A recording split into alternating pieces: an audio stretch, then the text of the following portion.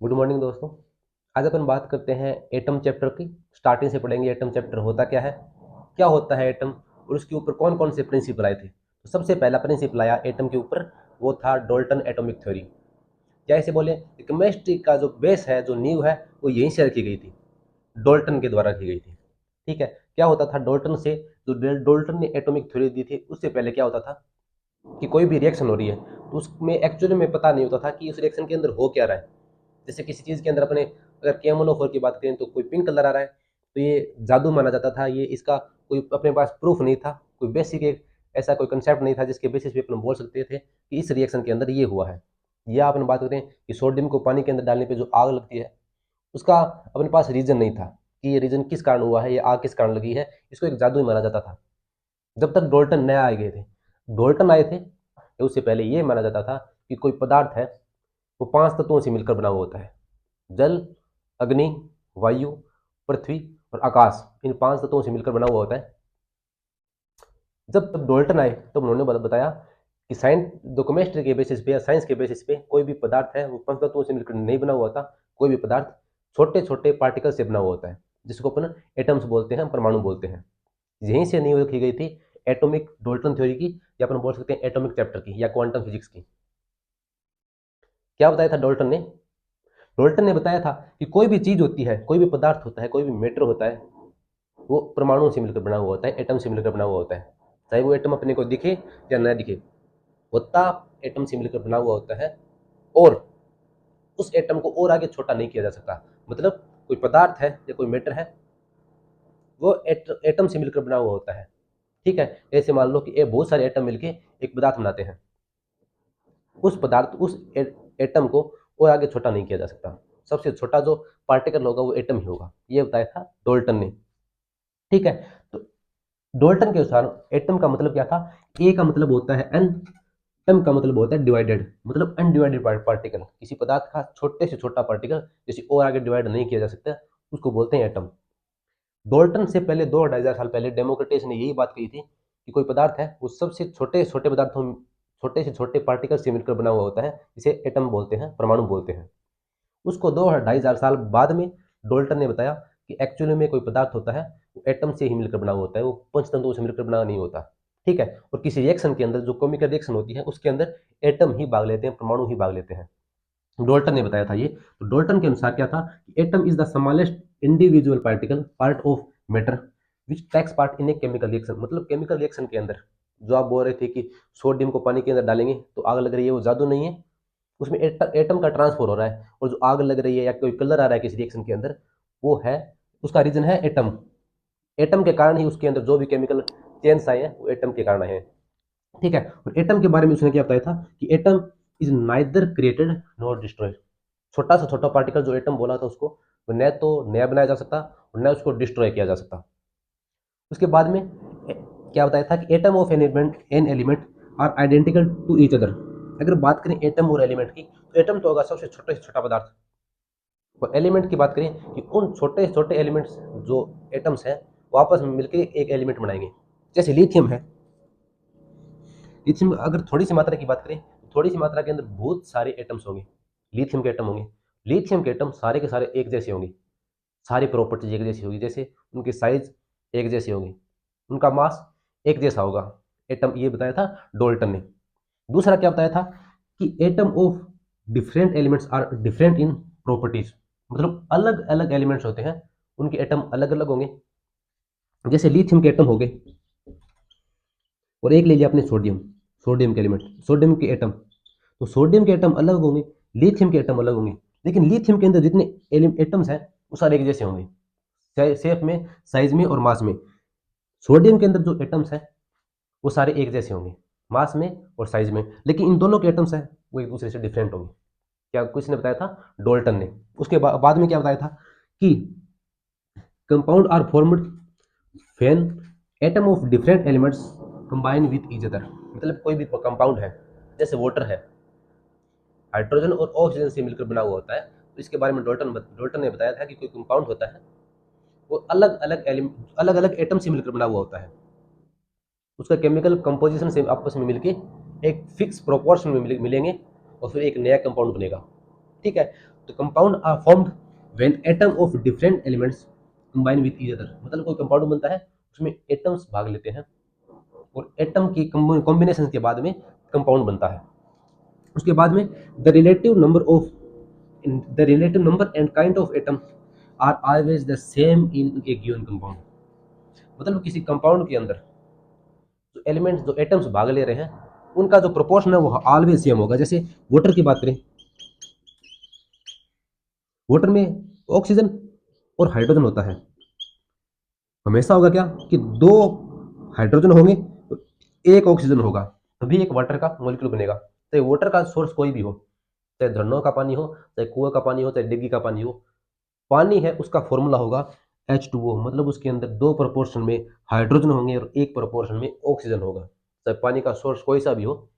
इसके बारे में बताया था डोल्टन ने। The relative number of kind, मतलब जितने देखो यहाँ पे दो नंबर है हाइड्रोजन के, एक नंबर है ऑक्सीजन का, ठीक है। वाटर कोई भी होगा उसका कंपोजिशन यही होगा 2:1 hydrogen and oxygen, and kind of atoms are always the same in a given compound, ठीक है। इसके बाद में atom neither destroy nor create और transform into atom of another elements, मतलब कोई एटम है वो न तो डिस्ट्रॉय किया जा सकता, न क्रिएट किया जा सकता, और वो एटम किसी दूसरे एटम के अंदर चेंज भी नहीं हो सकता, ठीक है।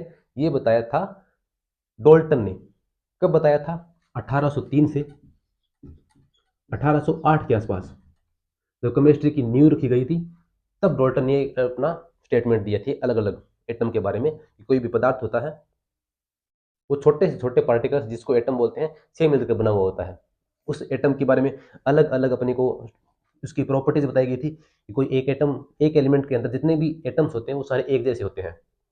अलग अलग एलिमेंट्स के जो एटम्स हैं वो अलग अलग हो सकते हैं, अलग अलग होंगे, हो सकते हैं नहीं होंगे। किस बेसिस पे? प्रॉपर्टीज के बेसिस पे। वो साइज में हो सकता है, वो मास में हो सकता है। शेप की बात करें तो शेप हमेशा राउंड शेप में होता है, स्फेरिकल शेप के अंदर होता है, तो सभी एटम्स की शेप है वो स्फेरिकल ही होगी, ठीक है। तो साइज और मास के बेसिस पे अलग अलग होंगे अलग अलग एलिमेंट्स के एटम्स, ठीक है। उसके बाद में compound are formed when the atom of different elements combine with each other, मतलब कंपाउंड बनते हैं तो अलग अलग एलिमेंट्स आपस में कंबाइन होंगे और फिर बाद में एक कंपाउंड बनेगा। जैसे अमोनिया कंपाउंड की बात करें तो नाइट्रोजन और हाइड्रोजन मिलेंगे तभी अमोनिया बनेगा, और किस प्रोपोर्शन में? एक नाइट्रोजन और तीन हाइड्रोजन, तभी अमोनिया बनेगा। तो अमोनिया बनाने की जो प्रोसेस है, जो मेथड्स है, वो अलग अलग मेथड हो। जब अमोनिया बनेगा तो उसके अंदर एक नाइट्रोजन होगा और तीन हाइड्रोजन होंगे, ठीक है। और एक एटम है न तो डिस्ट्रॉय किया जा सकता, न क्रिएट किया जा सकता, और न दूसरे एलिमेंट के एटम्स के अंदर चेंज किया जा सकता। मतलब इसने क्या बताया था कि कार्बन का कोई एटम है, कार्बन का कोई एटम है वो हमेशा कार्बन का ही रहेगा, उसको नाइट्रोजन का एटम नहीं बनाया जा सकता। ये किसने बताया था? ये डोल्टन ने बताया था। अगर आज की बात करें अपन 4 फरवरी 2025 की बात करें तो आज जो मॉडर्न जो कंसेप्ट है या जो मॉडर्न थ्योरी है एटम की, वो इसको थोड़ी खंडित करती है। किस बेसिस पे? कि अलग अलग स्टेटमेंट्स है। उसने बताया कि डोल्टन के जो एटॉमिक थ्योरी है उसमें क्या क्या डिफॉल्ट है। क्या है कि डोल्टन ने बताया कि atom is the smallest individual particle of matter, मतलब एटम सबसे पदार्थ का सबसे छोटा पार्टिकल होता है। लेकिन नहीं, आज की बात करें तो एटम दो चीज़ों से मिलकर बना हुआ होता है, जैसे proton, electron, neutron, पॉजिट्रॉनो, neutrino, meson, पाइयोन, इतने पार्टिकल से मिलकर बना हुआ होता है। इसमें 3 बिल्डिंग ब्लॉक्स होते हैं, प्रोटॉन, इलेक्ट्रॉन और न्यूट्रॉन। तो मतलब एटम भी कई चीज़ों से मिलकर बना हुआ होता है। तो पहला खंडन ये हो गया कि एटम से भी छोटे छोटे पार्टिकल्स होते हैं, ठीक है। दूसरे की अगर बात करें, atom of an element are identical to each other, कि एक एलिमेंट के अंदर जितने भी एटम्स हैं वो आइडेंटिकल होंगे साइज में और मास के अंदर। लेकिन इसका भी खंडन हुआ। कैसे? जैसे अगर अपन बात करें हाइड्रोजन की,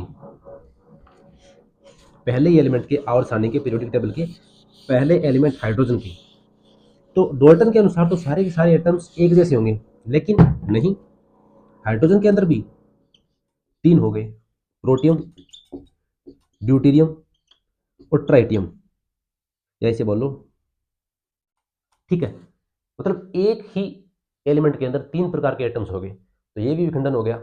मतलब जब आइसोटोप की खोज हुई तब ये स्टेटमेंट गलत हो गया कि एक एटम के एलिमेंट, सॉरी एक एलिमेंट के सारे एटम एक जैसे होते हैं, नहीं होते। ड्यूटेरियम का जो मास है वो हाइड्रोजन से 2 गुना है, प्रोटियम का जो मास है वो हाइड्रोजन ये जो ट्राइटियम है उसका मास प्रोटियम के मास से 3 गुना है। तो मतलब एक ही एलिमेंट के अलग अलग एलिमेंट हो गए, उनका जो मास है वो अलग अलग हो गया। ठीक है, उसके बाद में क्या बताया था कि अलग अलग एलिमेंट्स के जो एटम्स हैं उनका मास सेम नहीं होगा, अलग अलग होगा। लेकिन अगर अपन बात करें कार्बन के आइसोटो सॉरी 14 की, और अगर अपन बात करें नाइट्रोजन के 14 की, ठीक है, C6 14 और N7N14, तो दोनों का जो मास है इक्वल है। तो यहाँ पे क्या बताया था कि मास अलग अलग होगा अलग अलग एटम का। यहाँ पे देखो एटम भी अलग अलग है, एलिमेंट अलग अलग है, लेकिन दोनों का मास इक्वल है। तो इसका भी खंडन हो गया। किसकी खोज हुई? जब जब आइसोबार्स की खोज हुई, इन्हीं को तो आइसोबार बोलते हैं। तो आइसोबार की खोज हुई तब इसका भी खंडन हो गया। उसके बाद में एटम ऑफ डिफरेंट, ये ठीक है, compound are formed when atom of different elements combine with each other. ठीक है, the relative number of and kind of atoms are always the same in a given compound. मतलब जैसे अपन water की बात करी, तो वाटर होता है 2 हाइड्रोजन और 1 ऑक्सीजन। अमोनिया होता है 1 नाइट्रोजन और 3 हाइड्रोजन। लेकिन बहुत से ऑर्गेनिक कंपाउंड होते हैं। या उसके बाद में अगर अपन बात करें, जैसे प्रोटीन्स हो गए, न्यूक्लियोइड्स हो गए, न्यूक्लिक एसिड्स हो गए सॉरी, तो उनमें ऐसा पाया गया कि सारे जो न्यूक्लिक एसिड है वो एक ही प्रोपोर्शन से नहीं होते, अलग अलग प्रोपोर्शन से होते हैं। तो इसके बेसिस पे ये भी स्टेटमेंट गलत हो गया, जिसको अपन नॉन स्टोइक्योमेट्रिक बोलते हैं।